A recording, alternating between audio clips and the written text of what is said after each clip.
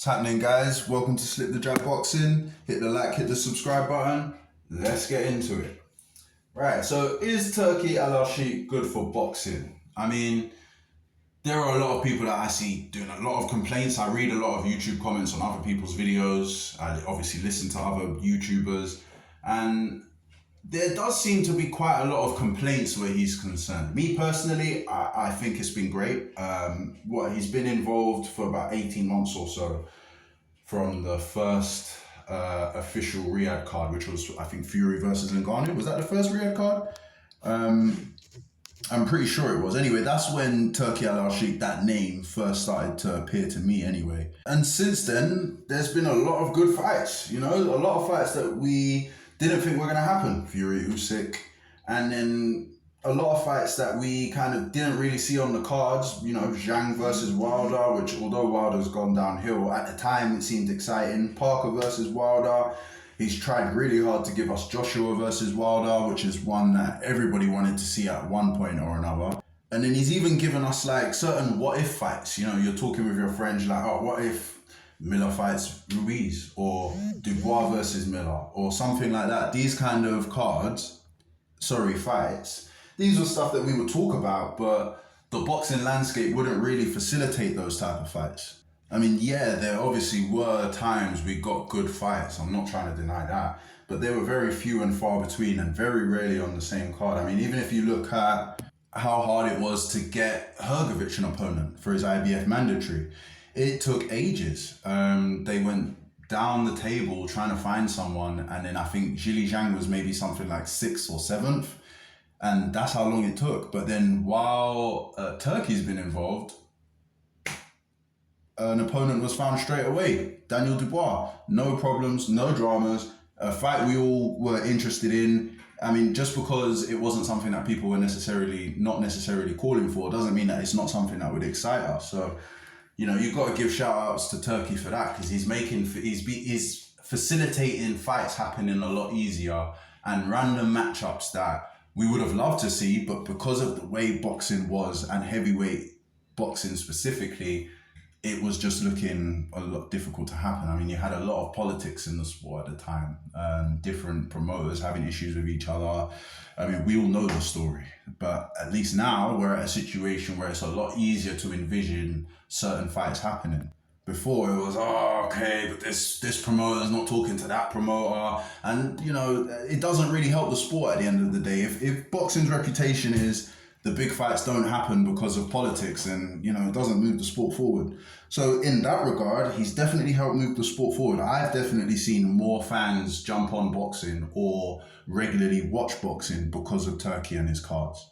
So all of that is really exciting, and I don't really see what there is to complain about. I mean, I've heard complaints about atmosphere, but all different countries have different atmospheres. You can't expect each boxing event to hold the same atmosphere as your country's does. And I'm kind of looking at the UK fans when it comes to that. I mean, obviously we all love a UK card, we all love the singing, we all love that, but you can't get that everywhere, you know? And that's what makes it so special. That's what makes the UK so special. They have their own atmosphere, but everywhere is going to be special for its own thing. You know what I mean? You can't chase what you find in one place everywhere. And furthermore, most of us watch boxing at home anyway. You create your own environment in your house, you know, your own atmosphere, your own environment. So to say you're not going to enjoy a card because people aren't singing on the TV in the background, I mean, you're supposed to be paying attention to the fight anyway. Not that I can tell anyone how to enjoy a boxing match, but it is the boxing match you're there to watch. You know, I've also heard complaints about him maybe monopolizing boxing and having a UFC style kind of system for boxing. I mean, that has its pros and cons. Most people kind of shout to, you know, the pay, boxers' pay, and a UFC model inhibiting a boxer's earning power. I mean, that's not really the way that Turkey started. So it's not impossible he'll change, but because it seems like he's motivated by being a boxing fan, I'm going to assume he obviously is trying to make money as well, and the sports washing aspect probably as well, which I'll get onto. But it seems like he's mainly motivated by the fact that he's a boxing fan and he wants to watch good fights. So I would hope, I mean, it's just a hope, that he wouldn't change and he'll continue paying boxers the way he is. I mean, PBC started a good way, and then they took a turn for the worst in terms of their offering to boxing and what they were producing for boxing. So it's not impossible that Turkey could go down that road. But as it stands right now, doesn't look like it. So you just have to judge it as you take it. If in a year from now he's lowballing people and boxing is under a UFC umbrella and he's clearly treating boxers badly, then we'll attack that when it comes. But as of right now, there's no point kind of disapproving of something that hasn't happened yet because you're thinking the worst will happen. He could make it under a UFC model and make it a lot better. More pay, fighters' health insurance, things like that. You never know. It's not always good to assume the worst. And also, the framework that we have within boxing right now doesn't prevent a boxer's earning power from being inflicted anyway, because boxers get frozen out. Sometimes promoters do, let's just say, they don't tell their fighters the complete truth about offers, so, the fights don't get made. All of these kind of things inhibit a fighter's earning power. I mean, Anthony Joshua was earning big money in his, let's say his heyday, if you want to call it that. When he was at his highest in terms of popularity, he was earning big money, but he probably would have earned more money if he was able to fight Wilder. The fact that he wasn't able to fight Wilder was due to boxing politics, which is under the framework we have now. And that hurt how much he was able to earn during that time. There's no argument about that. So there's no perfect way to approach making sure all fighters get paid. Not that I know of anyway. The other aspect is the human rights aspect of the country, sports washing and all that kind of stuff. I'm not going to talk about that too much. All I will say is a lot of countries are responsible for a lot of bad deeds that have happened globally. I'll just leave that there. What you know is what you know, and what you don't know is what you don't know. Research your own country.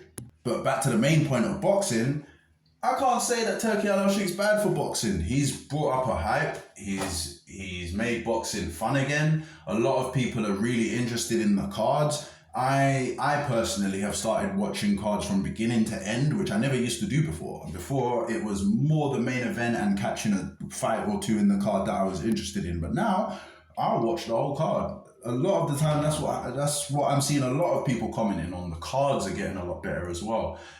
At the end of the day, there are definitely things that could be fixed about the Riyadh season cards and the events in total. Some people complaining about them being a bit too long, or like the Eminem performance was apparently too long, or stuff like that. Nothing's perfect from the get-go, and it could use some work. But at the end of the day, I can only see goodness from Turkey being in boxing. And in terms of the conversation about monopolizing boxing and, UFC style, the buzz that he's brought, you never know, it may encourage more financiers to come and get involved in boxing. And if they come and get involved, then that actually creates less of a chance of there being a UFC style, because you'll have more financiers, boxers will have more options in terms of where they can go to get paid well. So you never know. You just don't know. But let me know what you think about what I've said. Let me know. What do you think? Is Turkey bad for boxing? Good for boxing? Did I say anything that might make you think differently?